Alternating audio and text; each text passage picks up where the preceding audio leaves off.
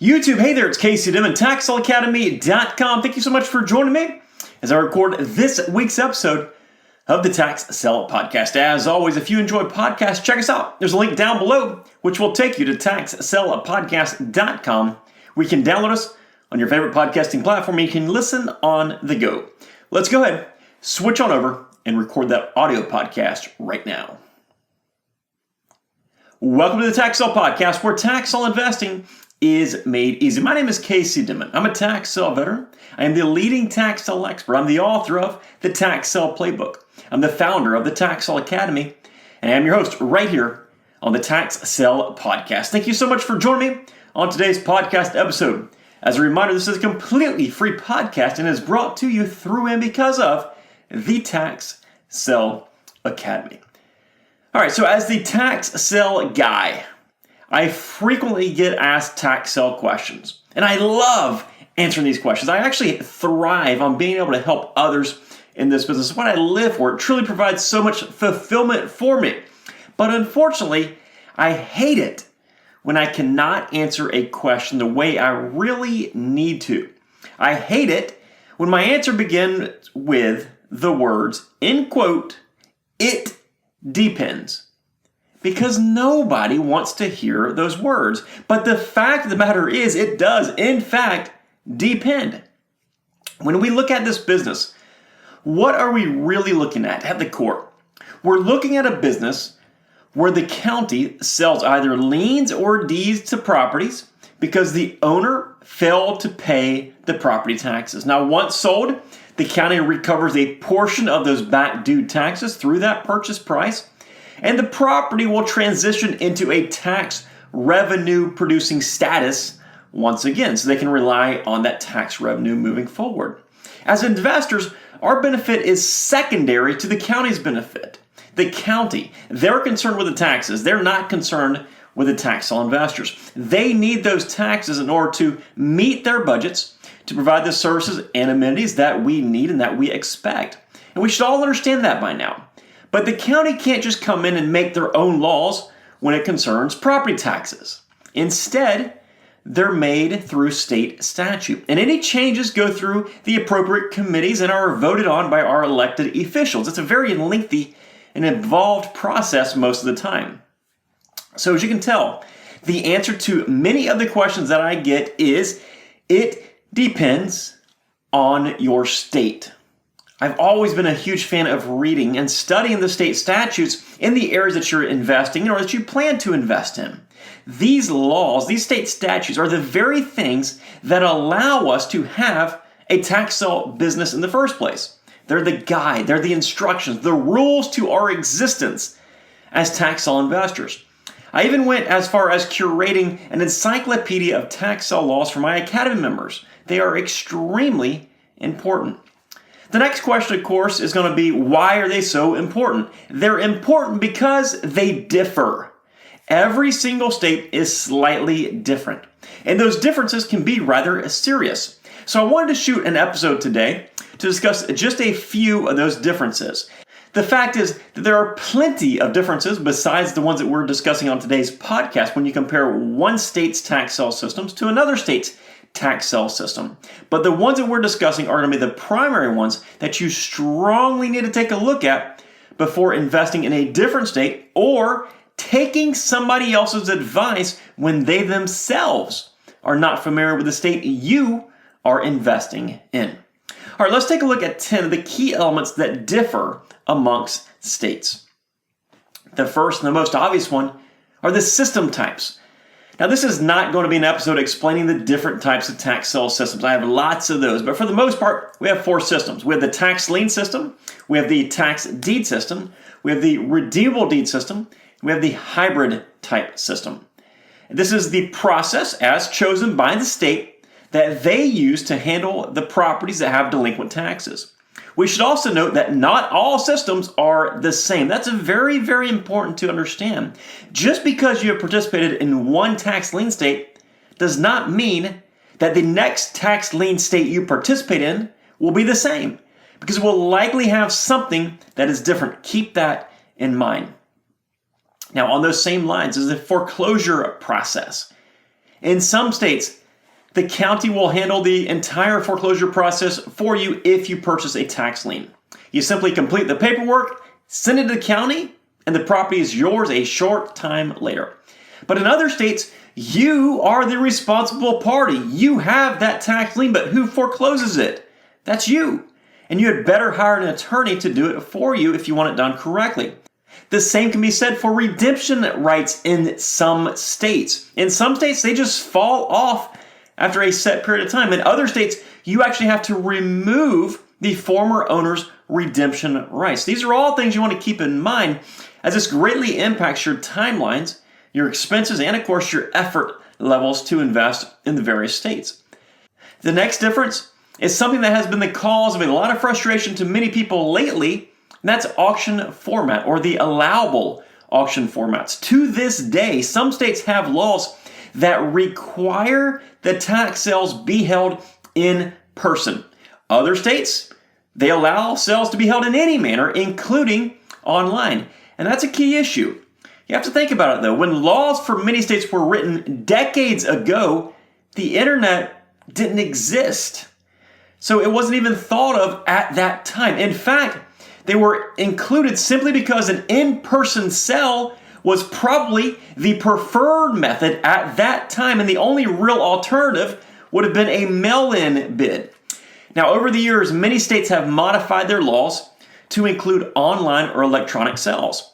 Some have even pushed through legislation in the past year due to the pandemic. But obviously, this is something that impacts you, and something that varies greatly from one state to the next. The next one, how about dates?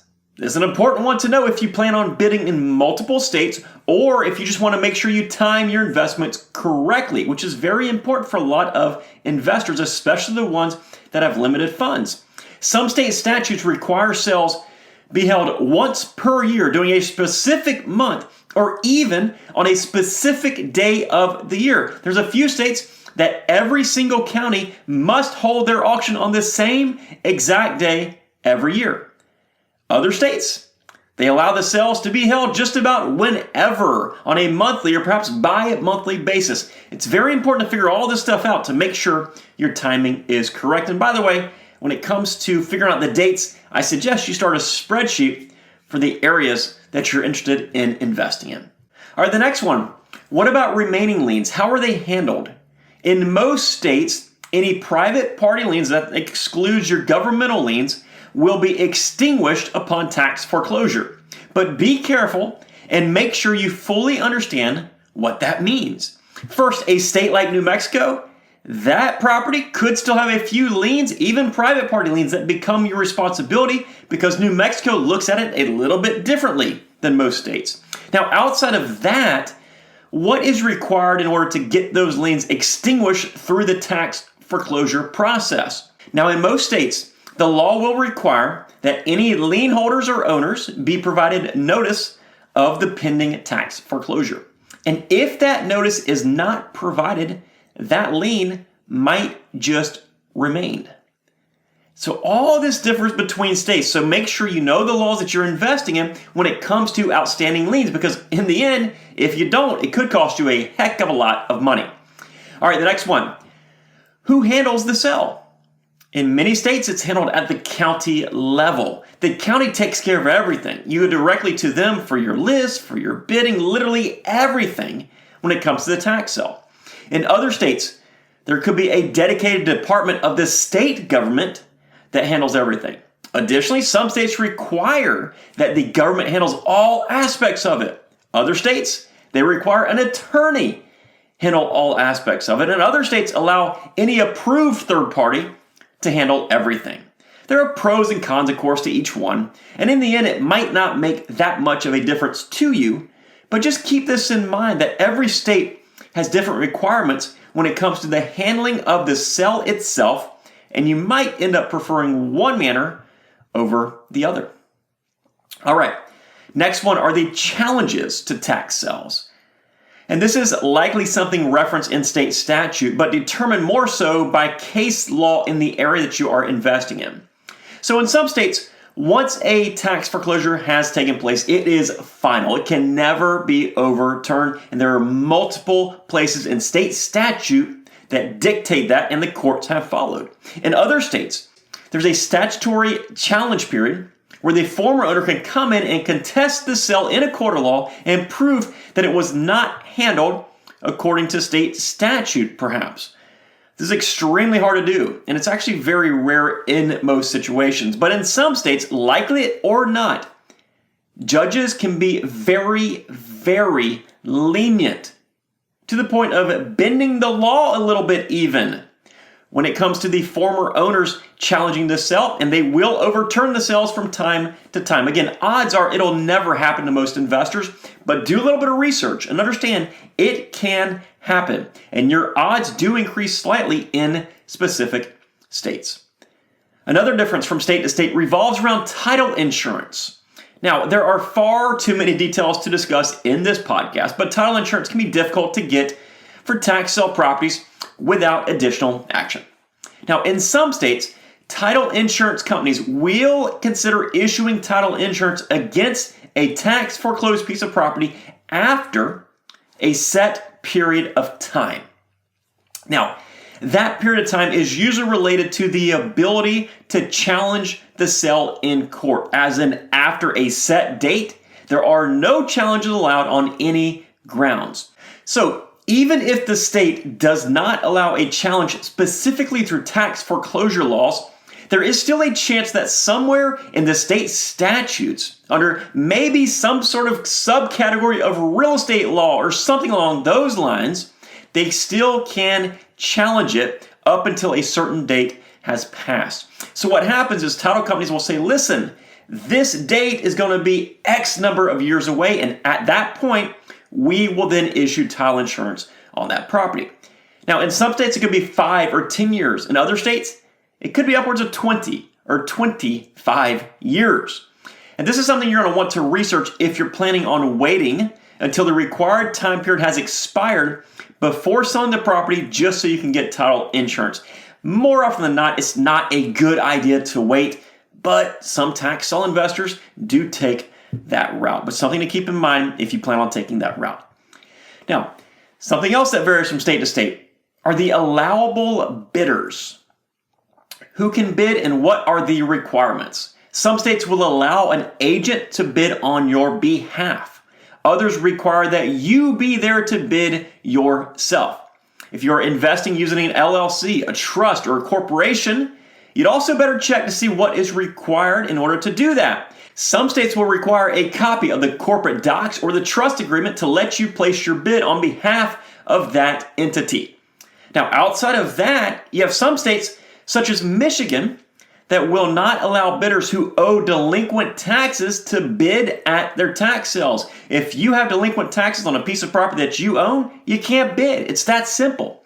So these are all situations that you need to research and figure out which one might apply to you so you can approach it correctly. And our last difference between states that we're discussing today are going to be the minimum bid amounts. So in the majority of states, the minimum bid is usually the amount of the back due taxes, interest, and any fees. That's where the auction will typically start at. In some states, however, they don't use those figures. Instead, they base the minimum bid off of a percentage of the value of that property. Some states even have special situations that will apply. Florida, for example, has higher opening bids for properties that are homesteaded. And what they'll do is they'll take the back due taxes, interest, and fees, and then they will add 50% of the assessed value of that property to the opening bid for those specific properties, for the homesteaded properties. Now, we can also look at unsold properties or OTC properties. In some states, the cost of the OTC properties will never, ever change. It will always be the amount of the back due taxes, interest, and fees. In other states, they will come down after a set period of time. They'll reduce it by 10, 20, 30% until they sell that property. In other states, that amount might become negotiable entirely at some point. These are all things that you want to take a look into.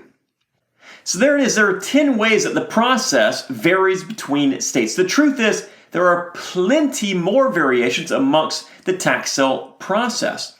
And I can tell you from my personal experience investing in many, many states, while the systems themselves might appear similar in some states, no two states are exactly alike. That's why it's very important to review the laws, to perform your own research, and to never approach it as a one-size-fits-all type approach. Every state is in fact different, and many of the questions that you might have will be answered with the words, "It depends." So please take the time, dig into your state, do some research, explore around, call the county if you have to, and see how your state could differ from other states. I truly hope that this episode has helped you out. If it did, please take just a few seconds out of your day to leave us some positive feedback on whatever podcasting platform you are listening to us on right now. And if you enjoy our free trainings like this one, but are looking for more in-depth trainings, I can promise you that you will love the Tax Sale Academy. And you can learn more about the Tax Sale Academy by going to taxsaleacademy.com. We'll see you next time right here on the Tax Sale Podcast. Take care. Bye-bye.